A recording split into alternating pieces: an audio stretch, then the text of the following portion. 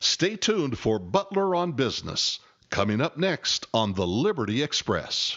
Welcome back to Butler on Business. My name is Alan Butler. Jason, why don't you introduce our distinguished guest?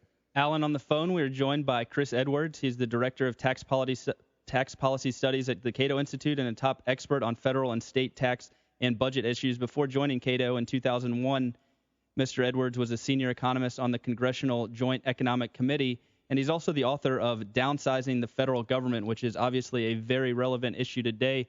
Mr. Edwards, thanks for joining us on the show. Hey, thanks a lot for having me. Mr. Edwards, I noticed you've come up with a plan to knock $1 trillion out of our annual deficit.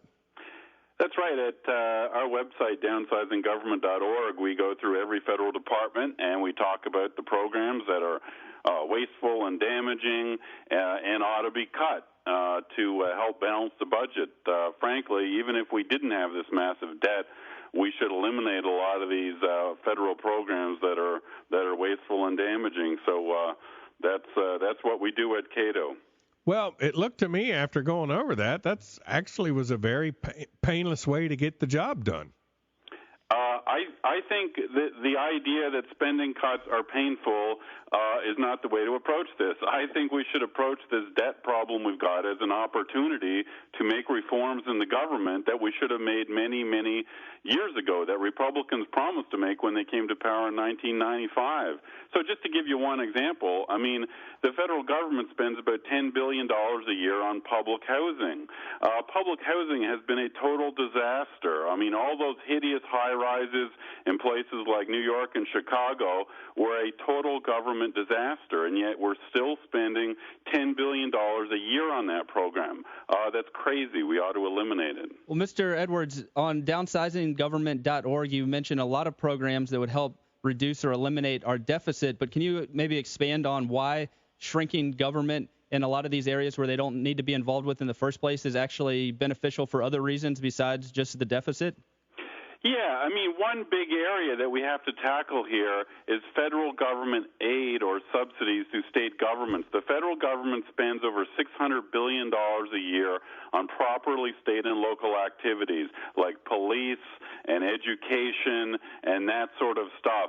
The federal government shouldn't be involved in these local activities. And before the 1960s, the federal government wasn't involved in these local activities. It was really under Lyndon Johnson that this vast subsidization of local governments started happening. And I think it's damaging because it makes government irresponsible. So all three levels of government in the United States fund and subsidize the K-12 schools now. So no one really knows who's responsible for the poor performance of our public schools. Is it your local school board? Is it the state? Is it George Bush's No Child Left Behind?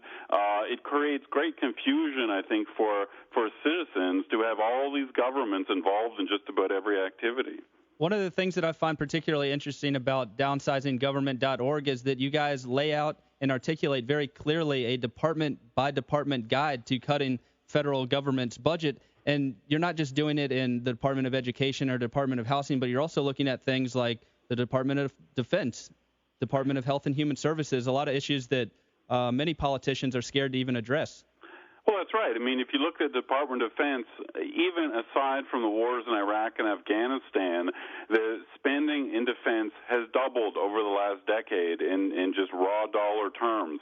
Doubled even aside from the wars. So, we're spending a hell of a lot of money on defense. And, the Pentagon is a bureaucracy, just like any other government bureaucracy. If you increase spending that much, you end up getting involved in all these missions and activities that frankly are extraneous to the core mission of defending America. So, we've looked through the whole federal budget, and we find the programs that are unnecessary and unaffordable in this era of trillion-dollar deficits. I wanted to ask you a question about the debt limit. How does the increase in the debt limit ensure that our creditors are going to have more faith in our fiscal situation?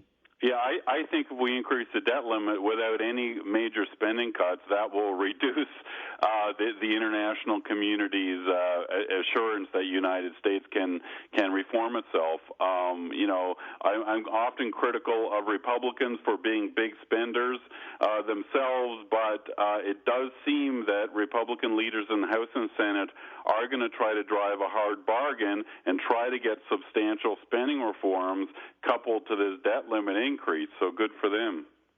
Well, I certainly hope that's the case. Do you want to maybe explain to our listeners some of the real cuts that you suggest, and maybe one of the departments, the Department of Agriculture or Energy, or? Sure. I mean, in the Department of Agriculture, I mean, we should, we think we ought to abolish $30 billion worth of farm subsidies every year.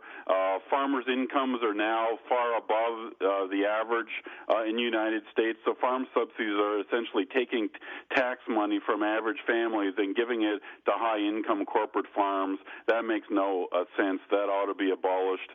I mean, with housing subsidies, I talked about public housing, but housing subsidies for homeowners make absolutely no sense, and I think that housing subsidies were part of the reason why we created this big housing bubble and bust that led to the recession.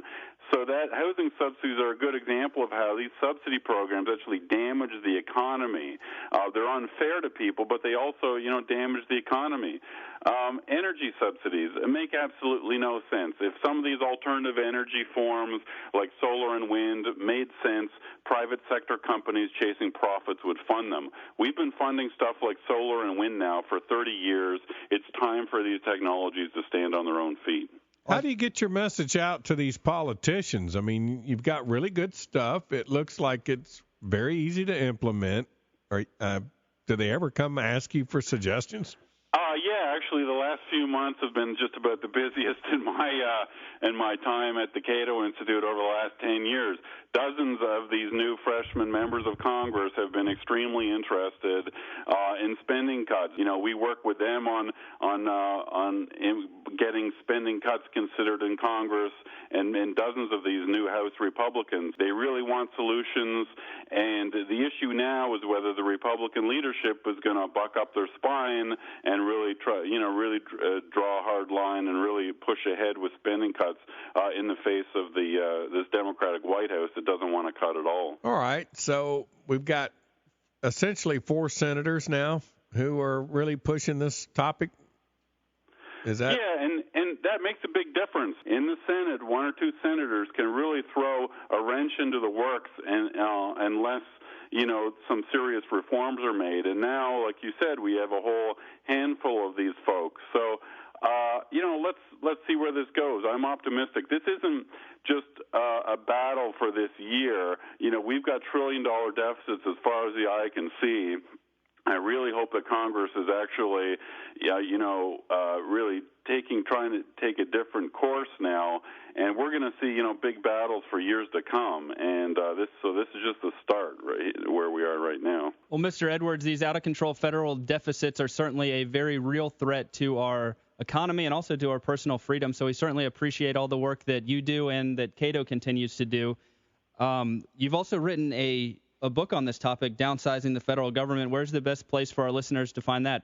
Oh, you can find that on Amazon, but really the most updated and best data is on our website, downsizinggovernment.org.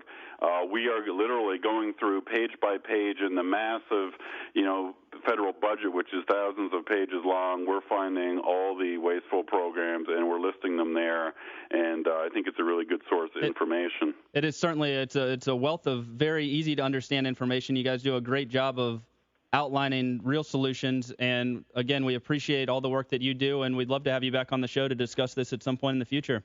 Thank you very much. Thank you. This is Alan Butler, Butler on Business, and we'll be back in a moment.